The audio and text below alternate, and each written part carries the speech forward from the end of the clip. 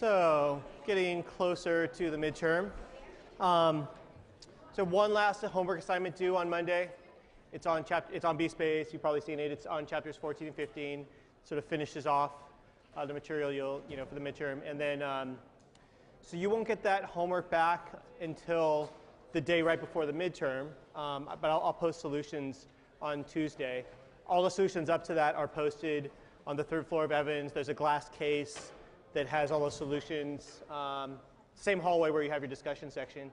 I don't post them online because the authors of the book don't want them to be posted online. So that's why you have to physically go to the third floor of Evans to find them. Okay? So any questions, logistical, anything about the exam? Anyone? Okay.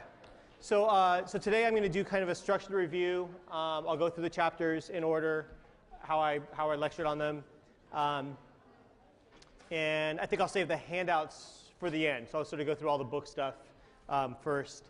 And I'm not sure if I'll quite finish today. If I don't finish today, I'll finish up on Tuesday and then do some examples and problems on Tuesday. And then, as I said, next Thursday, I'll be here, but I'm not planning to do anything new. And it'll be whatever I do will be webcast. So if you want to see it, if you want to do whatever protest activities or anything else, feel free as you see fit. Okay. So, questions? Just going to jump in with chapter 3 unless anyone stops me. Okay. So, like I said, we're just going to kind of go through the chapters. Actually, before I start, I just want to mention that in the study guide, so the study guide posted on BSpace, the first half page of it talks about the book and what particular sections of the book I've omitted, or basically that, which sections of the book I've omitted. So I won't discuss that. I'll probably, in lecture, I'm just going to discuss what we actually did do rather than what we didn't do. The study guide lists sections that we didn't do. Okay, so chapter 3 is about histograms.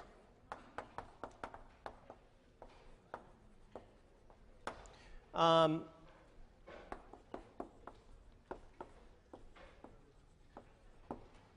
to draw and read.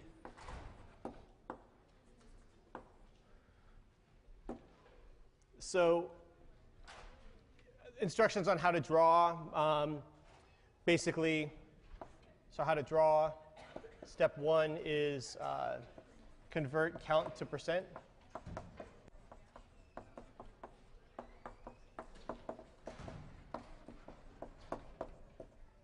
If necessary. And there was a problem on the quiz, the quiz that had to do with histograms. The problem gave you information that was in terms of percentiles. So from those percentiles, you could figure out what percentage should be in each class interval. Okay, so that's the goal of the first step, basically, is to figure out what percent should be in each class interval, however you can. Most commonly, this is what you do. Sometimes you don't have to do anything. On the quiz, there was an example where you had to figure out from the percentiles what percent was in each class interval. Okay. Step 2 is to find widths and heights.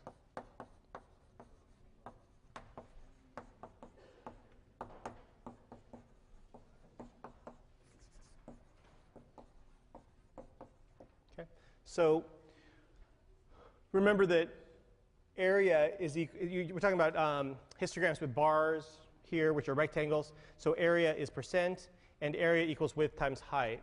So in step 1, we found the percentages in each bar. So that tells us the areas. The widths is just the width of each interval, however wide that interval is. And then from that information, from the areas and the widths, you can get the heights. So height equals area over width.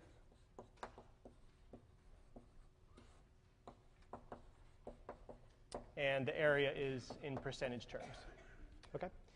Third step is to draw the axes and label.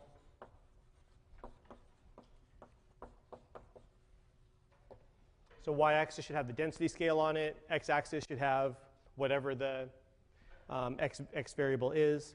And then last step is to actually draw in the bars.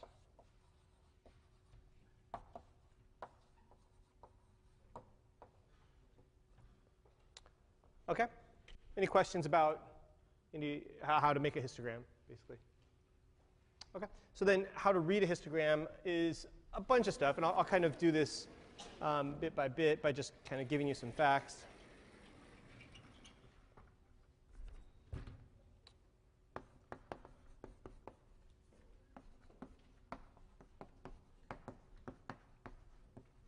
Okay, so some facts about histograms.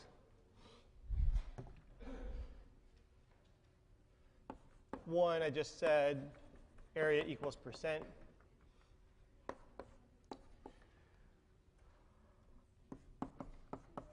Sort of connected with that is that the total area is 100%.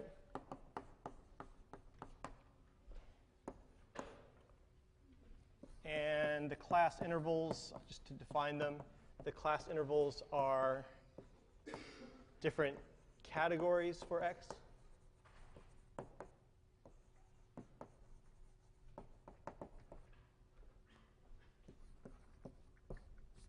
You might think of these as the ranges for each bar.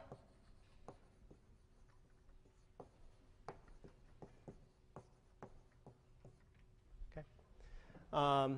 And then density scale.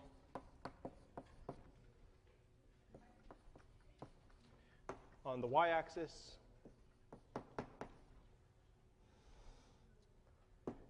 Units are percent per x unit. Okay. So the units for the y-axis are percent per x unit, whatever those x units happen to be. Okay? All right, any questions about those things? Okay, so I also wanted to highlight just a little bit the difference between discrete histograms and continuous histograms. When you think about drawing the bars, the discrete histograms have bars centered on the values.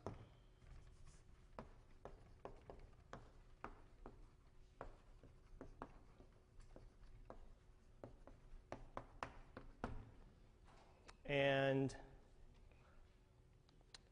continuous histograms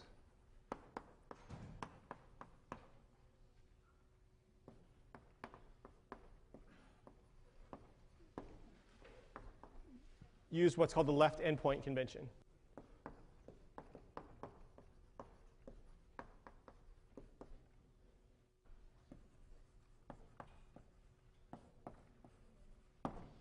Which means that the bars include the left endpoints but not the right.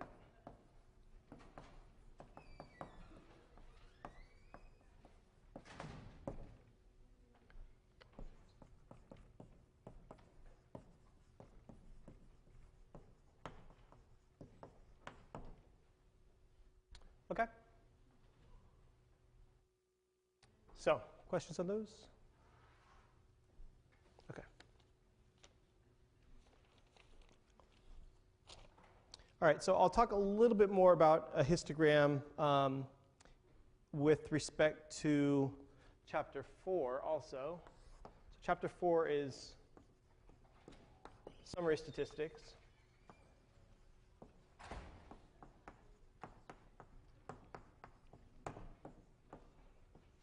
Average, median, and the SD. And you've had problems along the way for each of these things where you're asked to find or estimate each of these summary statistics from a histogram. And I'll just say a little bit about that. So on histogram,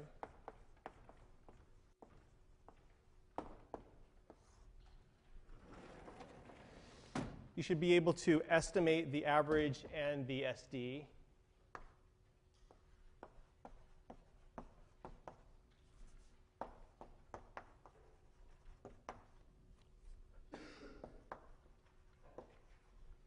And the way you think about estimating the average is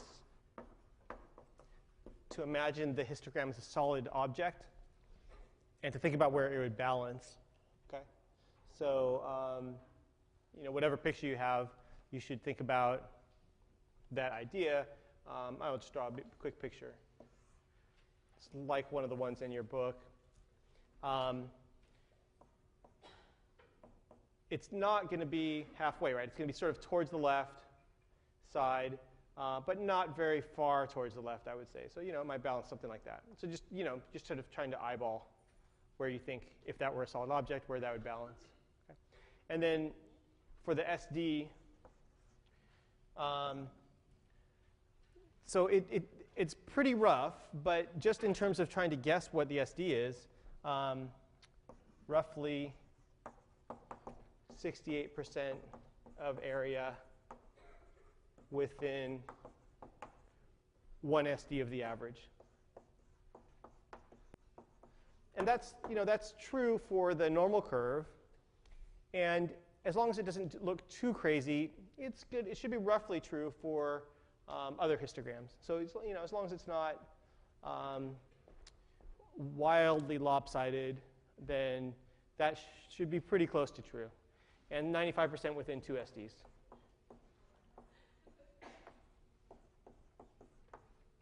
So if you want to sort of guess on this picture, you might think, well, 68% is about 2/3 the area.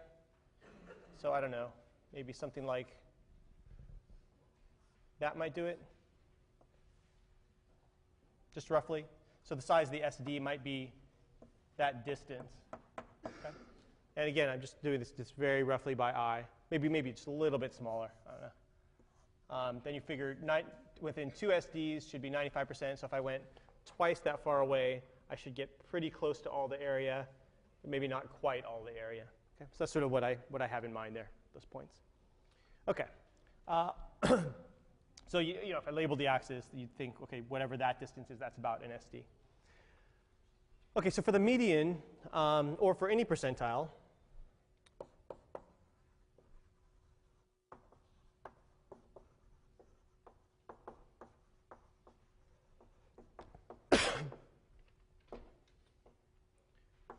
you should be able to find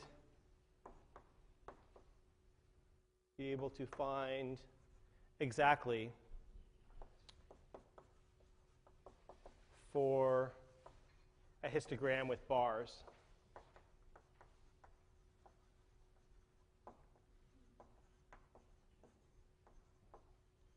Okay, so the median, just to remind you, I guess I should, well, yeah, so median, half the area is on either side.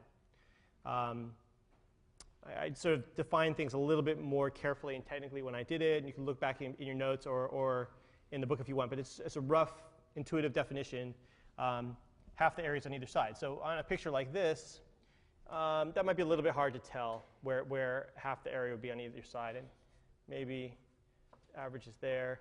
I don't know. Half the area is on either side of that, maybe a little bit to the left of that. So one fact I'll write down in a second is that for a histogram with a long right tail, the average should be a little bit to the right of the median. Okay, so I've hopefully drawn that reasonably here. Yes, I'll write that, but that's part of why where I'm drawing this. So here I'm just eyeballing it, right? But if you actually had bars, if you actually have bars for the histogram, you should be able to find it exactly. The reason why you can find it exactly is that if I have bars, and I know the heights of the bars,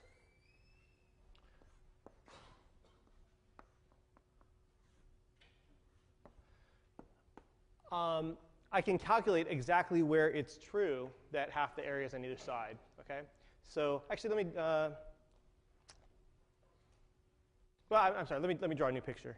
I'll draw one where I can actually do it pretty quickly.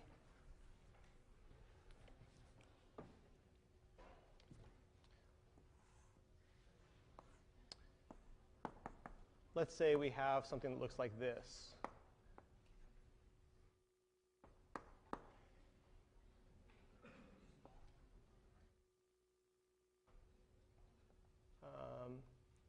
Let's see, 30.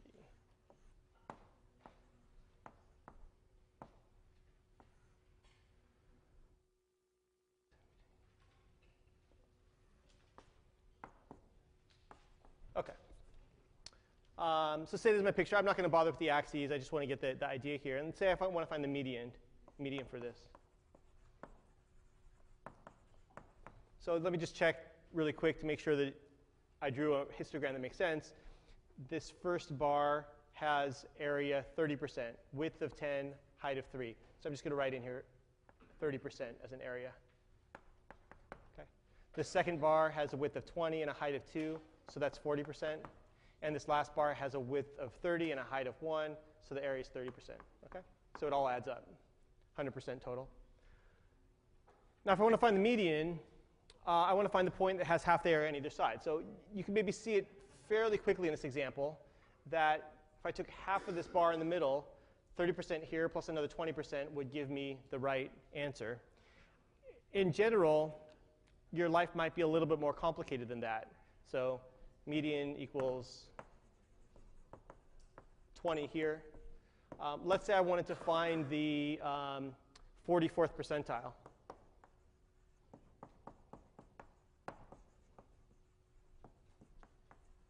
Okay, so now it's not quite as nice and symmetrical.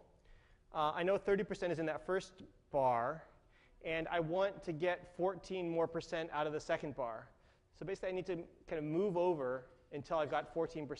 Well, the height is 2, so you just need to figure out how far would I have to go over to get a width, to get an area of 14. You can do that algebraically if you want, and just say height of 2 times the width you want to be equal to 14 in that little bar. Okay? And so what I'm solving for is this width here. Okay? Then the width is going to be 7.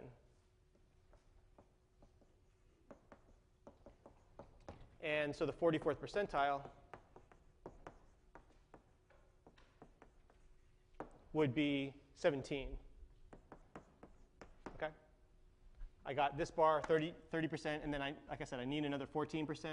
So if I go 7 over, then I get 14% out of that next bit, and then I have a total of 44% of the area to the left of 17. Okay? So, the idea here is, sometimes it's nice and easy. Sometimes it's a little bit harder to find the percentile. You have to do a little bit of algebra. Okay?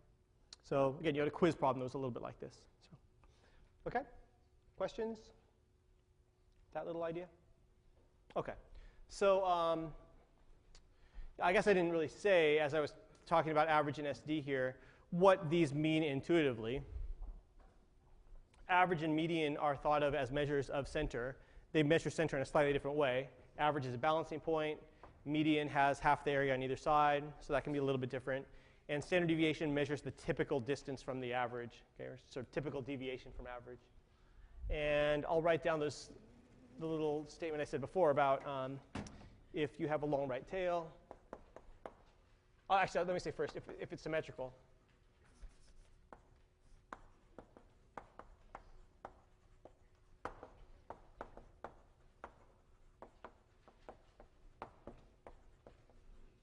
Average is equal to the median. If long right tail,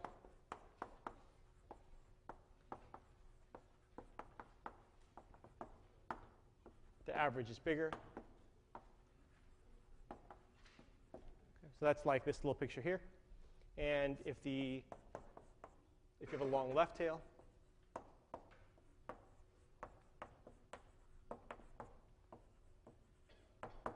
the average is smaller than the median. So I talked about a few examples of these in class. The first one, the normal curve, is kind of the typical example that we'll think about, and that's in Chapter 5. I'll talk about that in a minute. Long right tail, incomes are like that. Median housing price is like that. Or housing prices in general is like that. Long left tail, GPAs are typically like that. I think I mentioned like SAT scores of the people in this room probably have a long left tail. Anything where you have like a natural boundary at some value to the right will often have a long left tail if people are sort of crowded towards that boundary a little bit. Okay, questions? Any of that stuff? Okay, so there's also some change of scale stuff. I think I'll talk about that all together when I do it in chapter 9.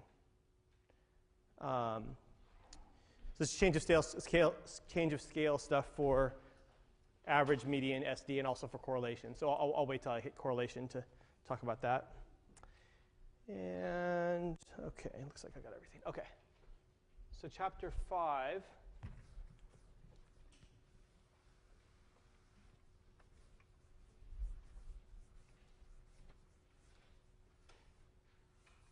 So make sure and stop me, slow me down if you want to ask anything more about any particular topic.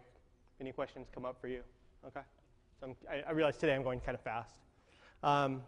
Okay, so chapter 5 is about the normal curve.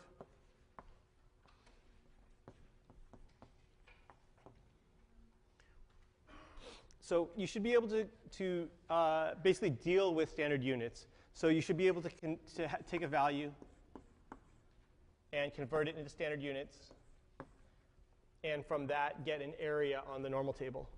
So standard units is the same as z value on the normal table. It says how many standard deviations above or below average you are.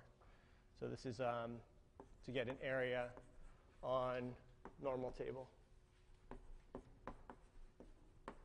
For example, percentile would give you the area to the left, or percentile rank. And you should be able to go backwards.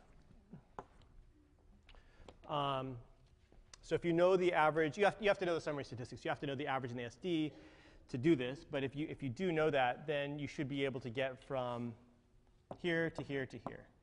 I'm sorry, let me be a little bit more specific. You need to know the summary statistics to go back and forth here. To go between z and an area on the normal table or percentile rank, this part you don't need to know the summary statistics. You just need to look it up. Find the area to the left, to the right, anything from the normal table. Okay, so that process to go from here to here, I guess I'll just write it down. Value equals, I'm sorry, let me do it the other way. Standard units, I'll start with standard units. Is value minus average over SD.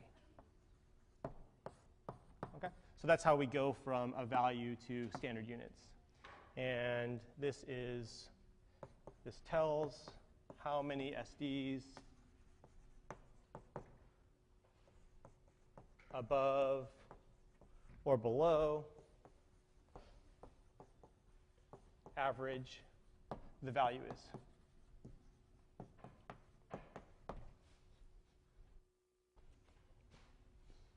Oops.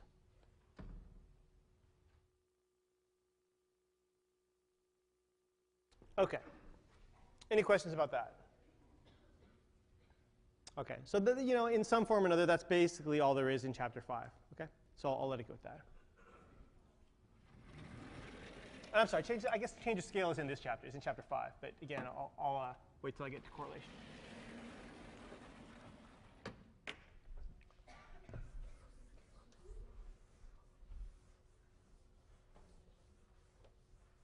Okay, so we skip chapter 6 and 7. Chapter 8 starts off our discussion of correlation. So often abbreviated R, and I'll do that today, especially to minimize the writing. So R measures strength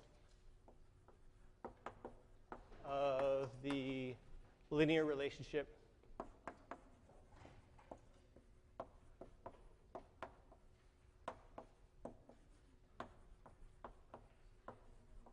between two variables. So everything before chapter 8 is just dealing with one variable. The average of a list of numbers, the SD of a list of numbers, the median of a list of numbers. That's sort of one data set.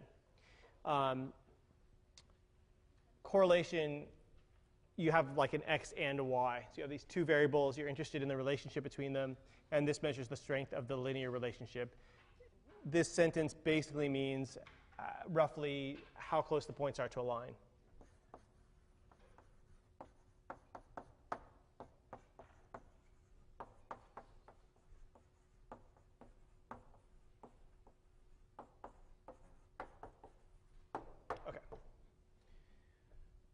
So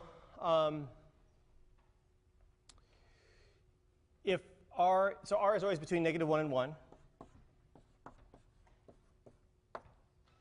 If R is equal to -1 or 1, the points are on a line. If R is equal to +1, the points are on a line with positive slope. If R is -1, the points are on a line with negative slope.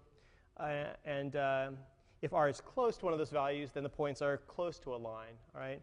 And if R is closer to 0, then the points are not particularly close to a line, right? R equals 0 is sort of a special case where you sort of think of it as having no relationship. It's not necessarily true that there's no relationship. It's that there's no linear relationship. So you can sort of draw pictures where you have a relationship that's not linear. It's just that there's no particular upward or downward relationship. So sometimes you'll find pictures where you might have some kind of just symmetrical shape. Okay, so if all the points were on a curve, like a parabola, like that or something like that, then correlation might be 0 in that case. Okay, sort of all balanced. Large values of x don't correspond to large values of y any more than small values of x correspond to large values of y. So it's sort of symmetrical there. So you might have something like that. The kind of typical example is like that, but it doesn't have to look like that. You can also have like the points on a square. You could have the points on a diamond. And you could have something like this. All these are different examples of R equals 0. Okay? So again, there's sort of no particular upward or downward trend for y in terms of x. And which is not to say there's no relationship, right? There's sort of a relationship here. It's just not linear. Like it goes up then down. Here it goes down then up. So there's no line or tendency for large values of x to correspond to either positive or negative values of y. Okay, questions on that? All right, so part of, I think, building intuition behind correlation, I want to just draw a little picture that I drew when we first started calculating R. I didn't draw it for this context, but if I just draw lines through the point of averages, remember the point of averages is the average of x, average of y.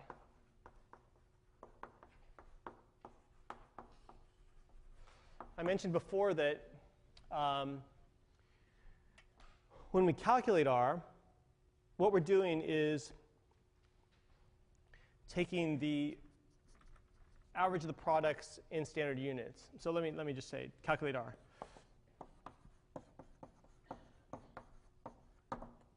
First, convert x and y to standard units.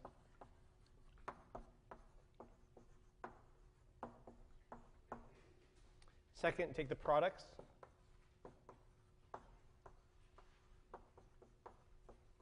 Of the standard units. And third, take the average of the products.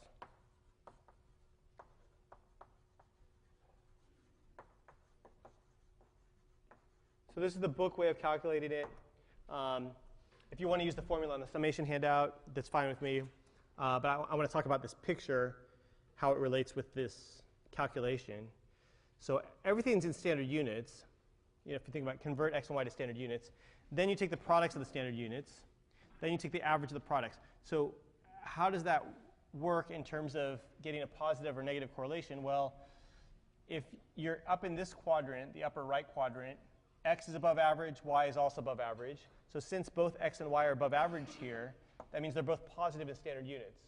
Okay, they're both some number of standard deviations above average. So when you take the product, x in standard units is positive, y in standard units is positive, the product is positive. If you're down here, they're both negative. So when you take the product, you get a positive product. Down here, the products are all negative. Up here, the products are all negative. Because here, x is above average, so x in standard units is positive, but y is below average, so y in standard units is negative. So I think this helps explain a little bit why certain pictures have positive correlation, certain pictures have negative correlation. If the if the upper right and the lower left quadrants have most of the points, then you'll tend to have a positive correlation. If the lower right and upper left have most of the points, then you tend to have a negative correlation. So another way to think kind of intuitively about correlation is that if above average values of x tend to correspond to above average values of y, and below average values of x tend to correspond to below average values of y, that's what's going to tend to give you a positive correlation. If big values of x tend to correspond to lower values of y, and then lower values of x correspond to higher values of y, then you tend to get points in these quadrants, and you get a negative correlation. Okay? Questions, comments, thoughts, thing? Okay. So that is about that. Okay. So I wanted to also just say that well, I guess I sort of said it when I started talking about Chapter 8, that everything up to this point is one variable. Chapter 8, we start talking about two variables. Everything in chapters 8 through 12 is two variables. So it's kind of, when I think about the way the course goes, like chapters 3, 4, and 5 kind of go together. Chapters, that's all one variable stuff, pictures and descriptive statistics and whatnot for one variable. Chapters 8 through 12 kind of go together because everything is about two variables. I'm sorry, I guess I didn't mention. Yeah, so in chapter 3 we talk about the histogram as a picture for one variable. I've been doing it, but these are all examples of scatter diagrams or scatter plots. These pictures for two variables, okay? So these are all different scatter diagrams or scatter plots. Okay, so that's the end of chapter 8.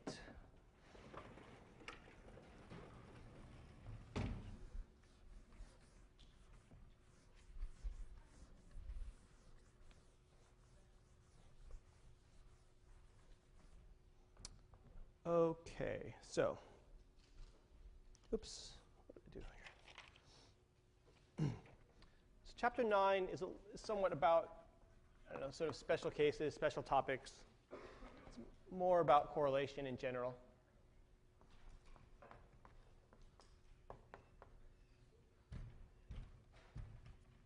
And the first thing I'll talk about here is change of scale. This is how the chapter starts out, so I'll do that. And I'll catch up and do the change of scale stuff for average, median, and standard deviation too. So change of scale basically means that we're multiplying all the values by a constant or adding a constant to all the values. And I'll describe this in 3 parts. So the first is, well, I guess, yeah, basically 3 parts. The first is what happens if I add a constant.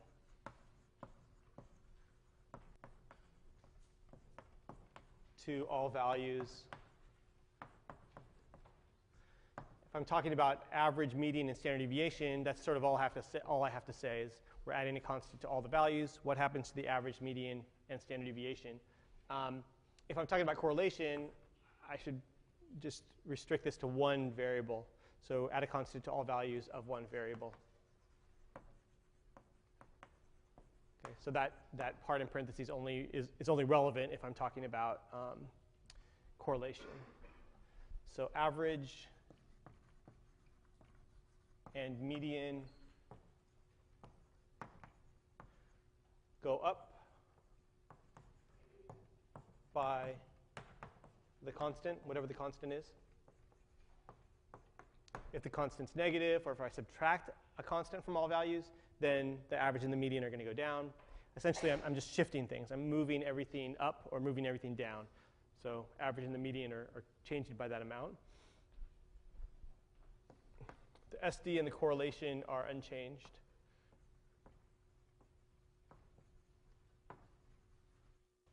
So intuitively, SD measures the spread or how far points are typically from the average. So when you just shift everything over, you don't change how far the points are away from the center. Everything's moving the same amount. Okay. Another way to think about it is that you don't change the deviations from average. SD is the RMS of the deviations from average. So if the deviations from average don't change, SD isn't going to change. Correlation you might think of this as kind of moving the picture over. Like if you add a constant to x values, you're moving the picture to the right. If you add to the y values, you move the picture up. Or maybe subtract, move it down, whatever. You leave the basic shape alone. So that's one way to think about why R is not changed here. A slightly more mathy way to think about it is that the standard units are not going to change if you add a constant. So do I still have? Yeah. If you think about what's happening to the standard units, if you add a constant to all the values all go up by that amount. The average goes up by that amount. So the numerator stays the same. And the SD doesn't change. Okay? If you add a constant, the SD doesn't change. So this whole thing stays the same. When you do the calculation for R, you're taking the products of the standard units. Well, if the standard units aren't changing, then R is not going to change. Okay? Questions on that? Okay. So second one is multiplying by a positive constant. So I'll say 2 is multiplied by a constant. So again, I'm talking about multiplying all values by the same constant. If I'm talking about R, I'm talking about multiplying all values of one variable by that constant. So I'm going to separate this into part A, part B. Part A is if the constant is positive.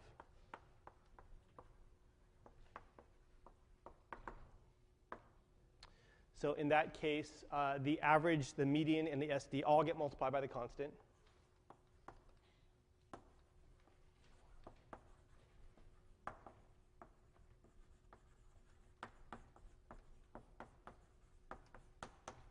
All multiplied by that constant.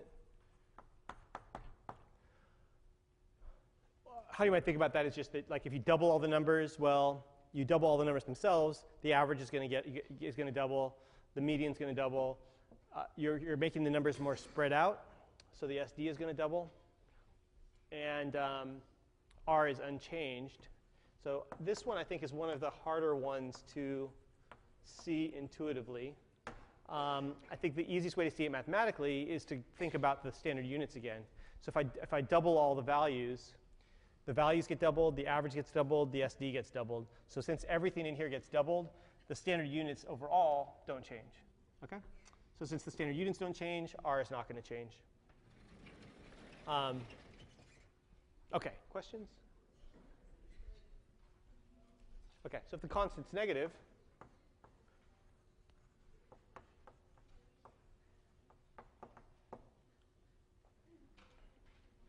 the average, median, and SD are all, I'm sorry, the average and the median are multiplied by the constant.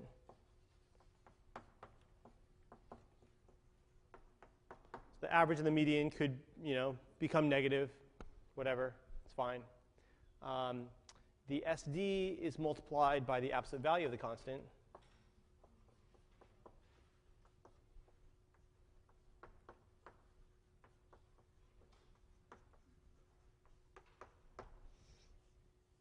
So the SD can't be negative.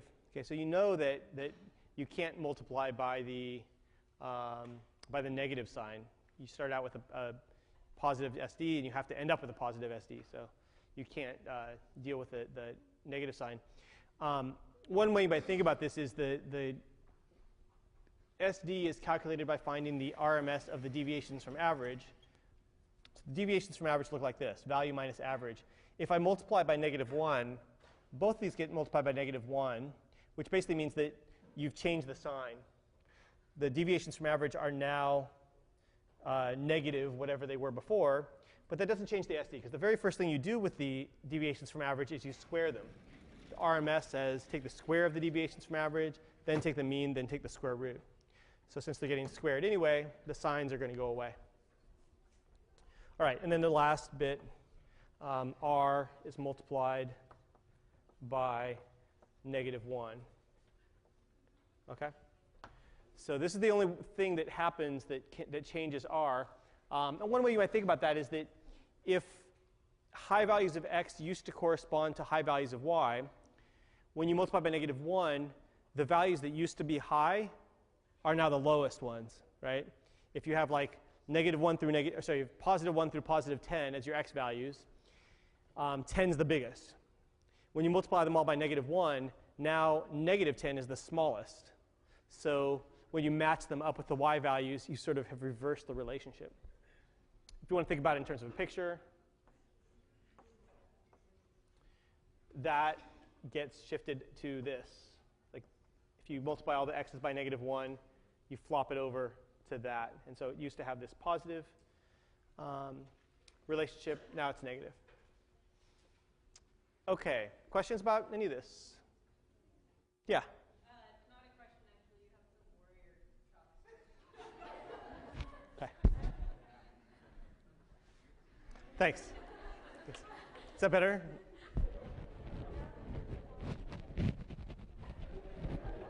OK. Is that good? Yeah. OK, thanks. OK. All right.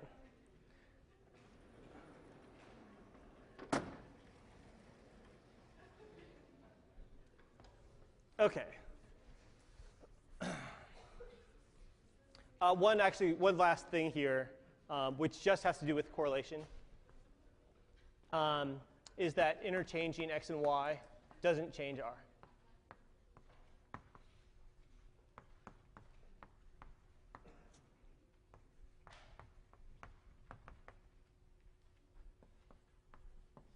So the mathematical way to see this is to think, well, if I'm taking the products of the standard units, that's like standard units of x times standard units of y.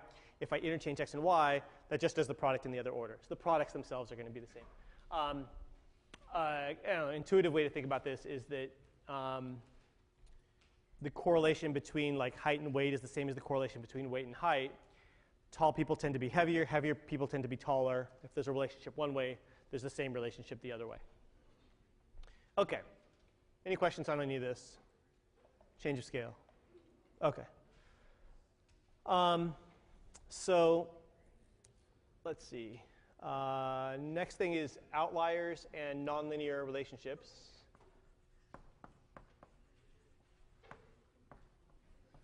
OK, so correlation measures the strength of the linear relationship. If you don't have a linear relationship, the correlation is not a particularly useful summary statistic. So you can still calculate it. You'll still get a number, but it's not as relevant if you have a nonlinear relationship. And I talked about kind of a similar idea in chapter 4, talking about when you might want to use the average, when you might want to use the median as a measure of center, and just saying that things that are very skewed, have a really long tail in one direction or another, you typically will use the median instead of the average. Things like incomes, prices of houses, things like that. Typically we'll use the median instead of the average because the average can be greatly affected by having a few really large values. Okay? So just like average is sometimes kind of a dubious summary statistic to use with very skewed data, if you have a nonlinear relationship, knowing R is not particularly useful in many cases. So example I drew before, something like this. This has a very strong relationship. The points are all on this little curve. So in theory, if you knew this picture and I told you an x value, you ought to be able to predict y exactly. However, using the correlation, it doesn't really tell you much. And using regression would not maybe be the smartest thing to do for making predictions because the graph of averages is not going to follow a line here. So if you drew the regression line on here, it sort of is going to miss almost everything. Whereas if you actually knew exactly what that curve was, you could just predict exactly what y would be. Okay? So things like that, R is not the greatest thing to do. Regression also doesn't really make a whole lot of sense. The other thing is outliers. So you might have all the points have a very strong relationship, trying to draw them on a line, except maybe you have one over there. Okay? So that one is follows does not follow the same relationship as the other points. So something's going on there. It may be that that point is a mistake, or that for some reason that value just is different. There's a very strong relationship elsewhere, but that one is somehow different. So in real life, if you saw something like this, you might want to sort of study it as two parts. You might want to study this part, where there's this very strong relationship, and then also have something to say about that. Why is that different? Okay. If you can't think of any reason why it's different, I don't think it makes sense to totally discard it, but you could sort of think about analyzing it both ways and just keep in mind that there's this weird outlier point. Okay, so for both those things, I'd like you to basically understand those conceptually. We can't do all the stuff we do, the regression and everything else that we'll get to, when you have those cases. But yeah, so there's not a whole lot I can ask you as a mathematical question about one of these, but I might ask you some sort of question where I'd like you to identify what's going on with these. Right? If I showed you something like that, the word nonlinear should pop into your head, and you should say something about that. Okay, questions about that, those guys? Okay, so let me do, I guess I'll finish up everything in chapter 9 before I take a break. So ecological correlation measures relationship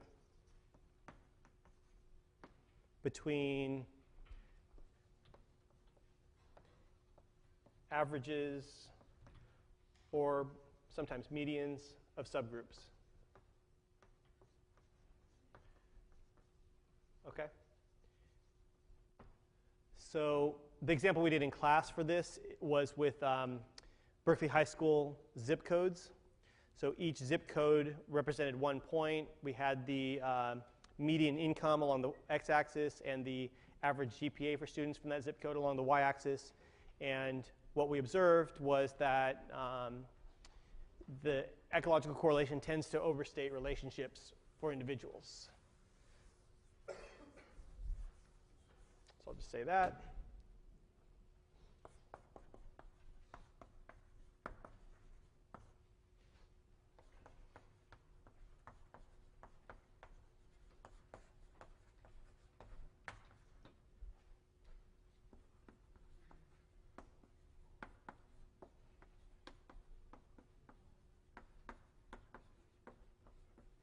So when we looked at that picture, individuals, I think the correlation was something like 0.87. Quite strong correlation, but that's saying something about the zip codes themselves. It's not saying something about the students. So for students, you can't predict GPA from income as well as that might suggest. The correlation is not, for individuals, you should not expect to be as strong as 0.87. There's probably still some positive correlation, but it probably isn't that strong. Okay? All right, questions about that?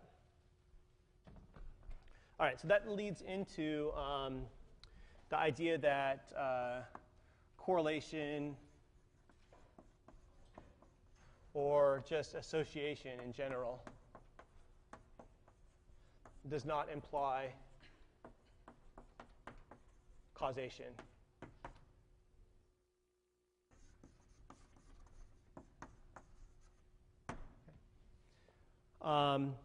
So there are a bunch of examples of this. There's some slightly whimsical ones I talked about, like with, for elementary school kids, the positive correlation between their shoe sizes and their reading ability. There is a strong correlation, but it has to do with the fact that kids with bigger feet tend to be older, and the older kids tend to read better. It doesn't have to do with big feet causing reading ability to go up, or people who read a lot tend to have big feet, anything like that either way. Slightly more real world examples, things like coffee. There's a positive relationship between drinking coffee and getting lung cancer. which can be explained by the confounding factor of smoking. So coffee drinkers tend to smoke more, and smokers tend to get more lung cancer. So confounding factor, that term, is one that is in chapters 1 and 2. I haven't talked about it in this context yet, but since I lectured on it, I'll just throw it out there. That is what's part of what's going on here. Okay, so that's the end of chapter 9. So maybe I'll take a little break, and then we'll get on to regression, chapter 10.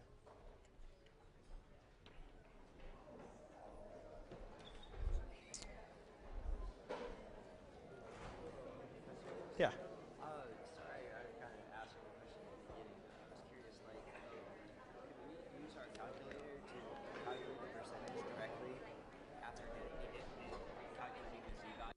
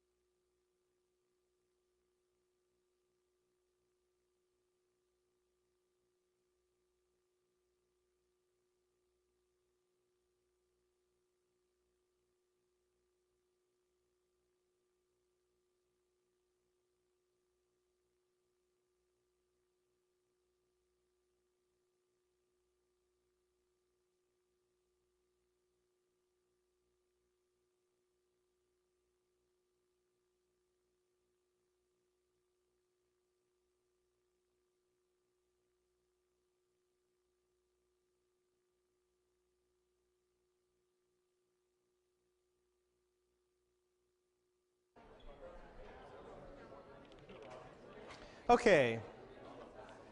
Well, I get started again. Okay. Okay, so there's this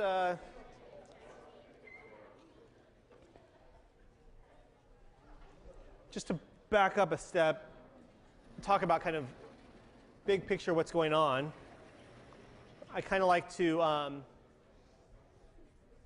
mention the sort of similarity between chapters 3, 4, and 5 and chapters 8 through 12, I guess all of them. In the following way. So chapters 3, 4, and 5. Chapter 3, 4, 5, we do histograms. We do summary statistics, most importantly, the average and the median. And in chapter 5, we do a specific case for the normal for a specific case for a histogram. If the histogram looks like the normal curve, and you know the average, well, we do the median, but what I wanted to focus on was the SD. Sorry. So histograms, average SD, normal curve. So if you know that a histogram looks like the normal curve, and you know the average and the SD, you can do standard units, you can use the normal table, you can figure out percentiles, all that stuff, okay, that we do in chapter 5. If we're in the two-variable world, chapters 8 and 9 together basically do picture, which is a scatter diagram or a scatter plot, and correlation R, okay? So this is like, here's our picture for one variable, here's our picture for two variables, summary statistics, and just one summary statistic for two variables, correlation. And then chapters 10 through 12 do all kinds of stuff with that. So if you know that a scatter plot looks football-shaped,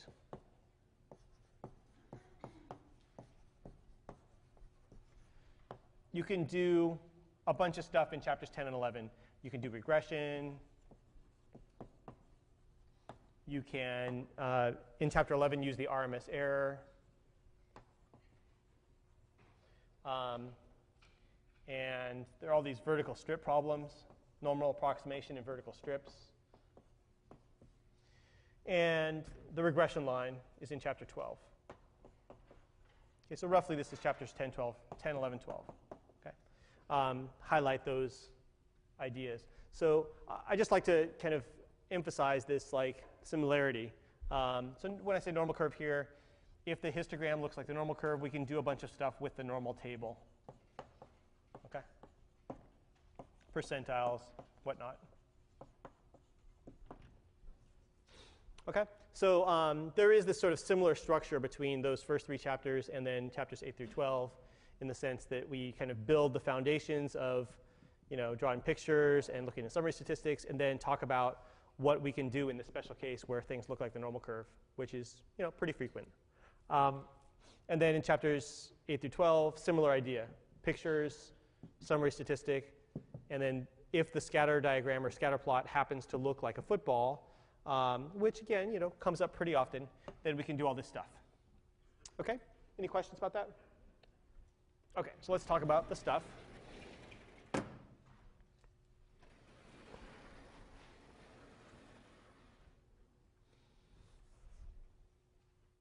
I guess whatever.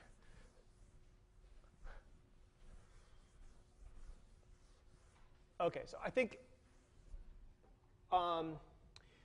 football shaped is something that's kind of developed throughout these chapters, and I think in the book, not in a very clear, organized way. I think I'd like to just start with it, even though that's not what I did when I lectured, right? When I lectured, I didn't introduce the idea of homoscedastic until we did chapter 11, for example. But I think it's nice, since you've already seen it once, just to say clearly what it means now and why it's important for all those things. So football-shaped means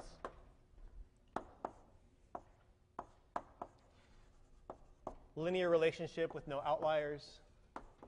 So we don't have any of those annoying chapter 9 bad cases with nonlinear relationships or outliers. X and y follow the normal curve.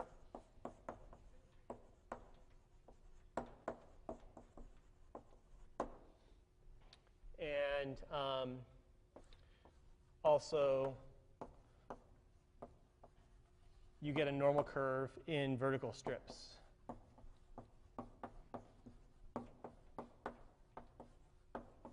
Okay. It's also true that you get a normal curve in horizontal strips, but we don't really use that. Okay. This is the kind of the relevant part. And third, the relationship is homoscedastic, meaning same spread in vertical strips.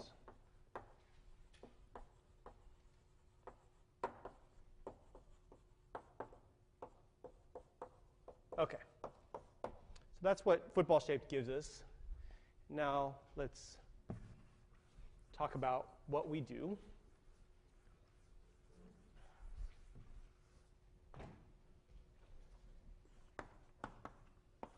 So chapter 10 is basically about regression.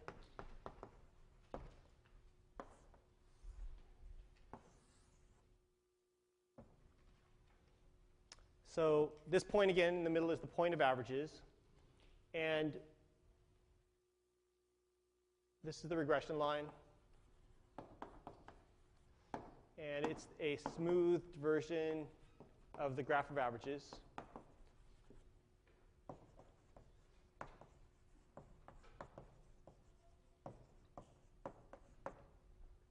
Okay, the graph of averages gives you the average y corresponding to each x value. So you have like a vertical strip here, average in there might be there. I'm drawing it kind of intentionally just a little bit off from the regression line. It might be on, but it might be just a little bit off too. And we usually think of this as being pretty much right, but in reality, it could be off by a little bit. Okay? Maybe it's on sometimes not. Okay? So when we say we're finding the average in a vertical strip, that's not quite true. What we're doing really is estimating the average within a vertical strip when we do regression. Okay? So we're trying to estimate of all these y values, what's the average. And our estimate is going to be a point on the regression line, and that should be pretty close. So again, this idea that the graph of averages should be very close to a line if the relationship is linear, but it might not be quite exact. Okay, so the regression method attempts to find these points on the regression line. Any questions about this chapter 10 stuff yet? Okay.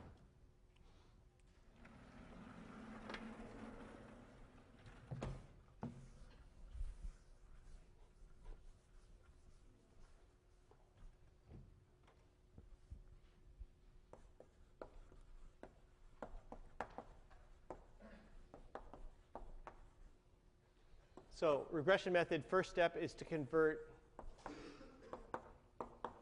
to standard units. And second step is to multiply by r. So that multiplication, that's sort of the step where the regression really happens. So this gives you the predicted y value in standard units. Step 1 and step 3 are basically just getting in and out of standard units.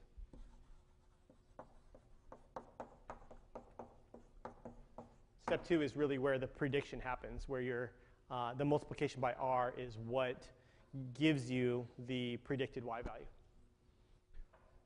Okay, so that's the regression method. You can do this starting with values, or you can do this starting with percentiles. So I've intentionally been a little bit vague here when I say convert to standard units. We know from chapter 5 you can convert to standard units either from a value, take the value, subtract the average, divide by SD, that'll give you standard units, or you can go straight from a percentile. If you know the values follow the normal curve, which you do if it's football shaped, you can take the percentile rank and use the normal table to figure out what that would be as a z value, right? So if you know that, for example, if you know what percentage is there, you can figure out what that value is as a z value, right? If you know that percent, you can figure that out. That's what the standard units is, okay? So, and similarly here, when you convert out of standard units, you could convert into a value, or you could convert into a percentile rank. Okay, questions on that? Okay, so that's the regression method.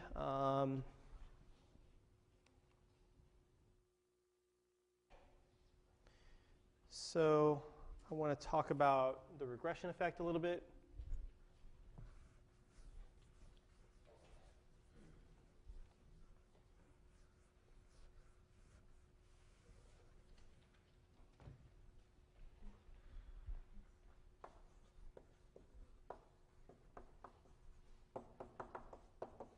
Regression effect, or regression to the mean.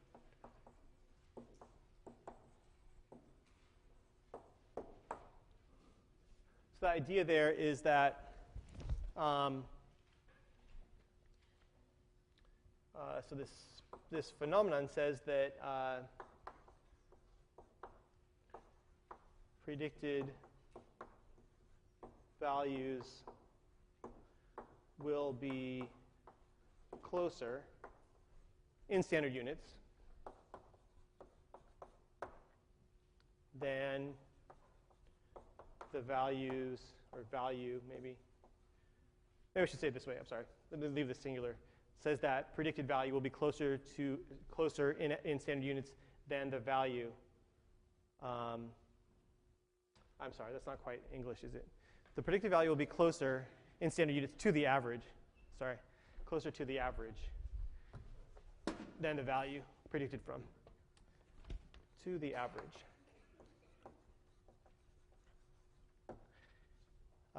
Than value predicted from. Okay, so basically, if you think about what's going on mathematically, first step, convert to standard units. So this gives us an x value that's in standard units. We multiply by r. Well, r has to be between -1 and 1.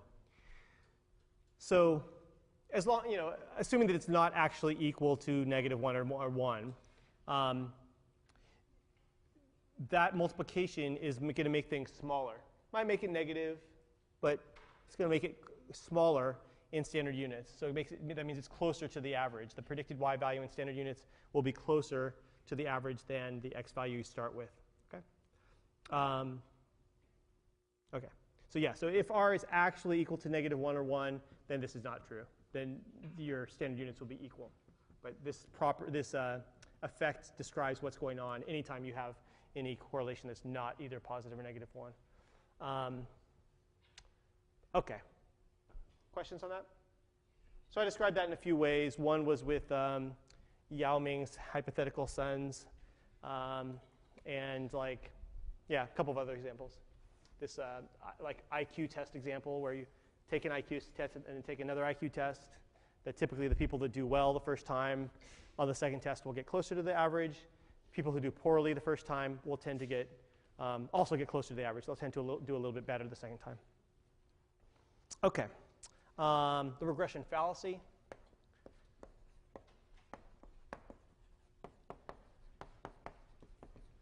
So it's a fallacy. It's not true. It's the mistaken belief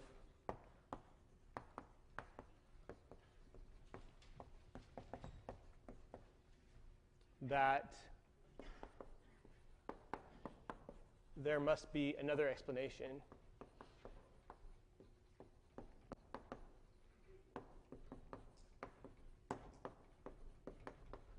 for the phenomenon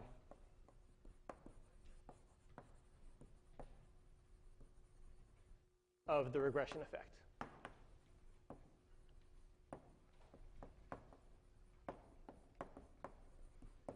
So as an example, I mentioned the rookie of the year in baseball, the idea that the rookie of the year in baseball tends to do worse their second year. And you can explain this by the regression effect, the idea that this is someone who did really exceptional their first year. And so you might think of their performance as being some combination of they're really good, and maybe they're a little bit lucky. They're fortunate in whatever random things made them do particularly well that year. Okay, they stayed healthy, and maybe a few times just happened to be prepared for exactly the pitch they got, whatever. and the next year they might, sort of on average, they'd be average luckiness, right? You wouldn't expect them to be unusually lucky that second year. That's sort of the same idea that's going on with that IQ example, the plus or minus 5. If we take people that got a test score of 130, those are mostly people with lower IQs that got lucky rather than people that higher IQs that got unlucky. Okay, so anyway, the fallacy would be to explain that phenomenon in some other way. Say something like, the rookies of the year do so well the first year, they get sort of spoiled, they don't work as hard their second year, whatever, they get nervous, whatever other false explanation you might want to have. Now, I'm not saying that those things are absolutely wrong. It's just that you don't need another explanation. If their performance is lower by about the amount that you would expect from the regression effect, then there's probably no need for another explanation. If they suddenly typically do worse than average, like they do worse than the average player, that can't be explained by the regression effect. The regression effect says that they should still do well, but not as well on average. Okay? Okay, so anyway, that's the regression fallacy. Questions about that? Yeah? Does that go true for people who are below regression? Yeah, also true for people that are below. So if you have, maybe the baseball example isn't the greatest, but if you imagine, midterm final scores or something like that. If you have people that did poorly on the midterm, on average, they should expect to do better on the final, even if they don't do anything special, right? A fallacy in that example would be to observe that the people that do poorly on the first midterm or on the midterm, observe those people do a little bit better on the final, and to say, oh, they must have studied harder. Well, it's possible, but if you are observing something that's sort of in the realm of what you'd expect from the regression effect, you don't really need any explanation. They might have just studied the same, and it's just that on the midterm, maybe some of those people that got low scores, a fire alarm went off in their apartment building the night before the test, or they're sort of, fighting off the flu, or they, their alarm didn't go off and they woke up 10 minutes before the exam and ran here and all stressed out, or anything like that. That can partially explain some of the low scores, and on average, they should expect average things to happen to them on the second exam. So this sort of evens out. The people that do particularly poorly, partly that's maybe explained by not being as well prepared or not as smart or whatever. Partly you might explain it as sort of like these things that are outside of their control that would even out the second time. Okay, anyway. So that's the regression fallacy. One last thing in chapter 10 is that there are two regression lines. So we almost always talk about the first one. One predicts y from x. That's the one we usually think about. And one predicts x from y.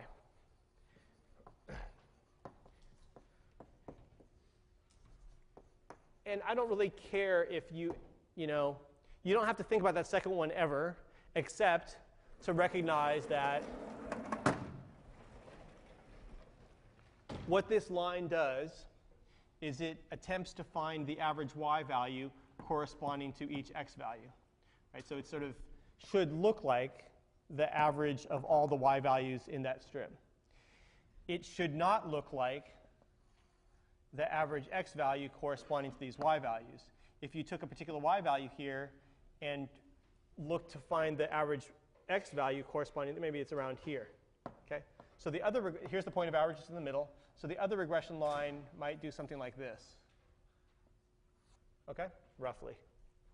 So this one is predicting y from x. This one predicts x from y.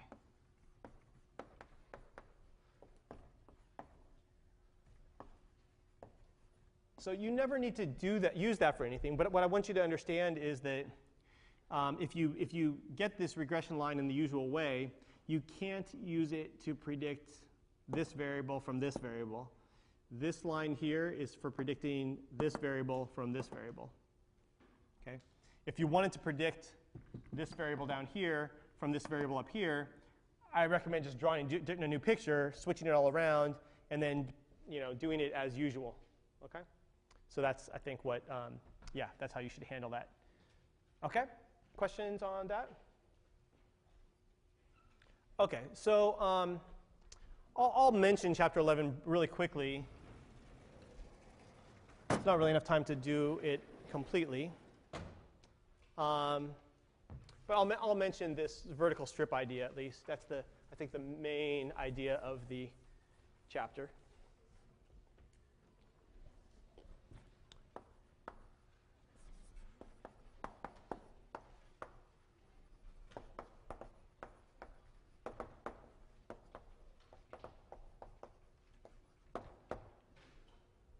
So this is the idea, and I'm just going to sketch the idea. You have some predicted y value here. Think of this as the new average. We know that since this is football shaped, the y values in that strip follow the normal curve. So we have the new average here. And the spread here is described by what we think of as a new SD, which is the RMS error. And that's square root of 1 minus r squared times the SD of y. Okay? So you can do normal curve stuff in this context. This is like thinking about the y values corresponding to a specific x value. Okay, so that's, I think, the most important concept in chapter 11. I'll review that and 12 and everything on Tuesday. Okay, so let me just say a couple words before I let you go. I think that will probably actually take this went a little bit slower than I thought. That'll probably take most of the lecture on Tuesday to get through chapters 11, 12, 13, 14, 15, say a little bit about chapters 1 and 2, and do the summation handouts. Probably take most of the lecture on Tuesday. Having said that, as I said on BSpace, if you have particular things that you'd like me to talk more about or examples you'd like me to do, go ahead and email them to me, and I'll try to fit them in. Thursday, I'll probably only Thursday will be devoted solely to answering questions and doing examples. Okay? And it will be webcast, like I said. Okay, have a good weekend. Bye.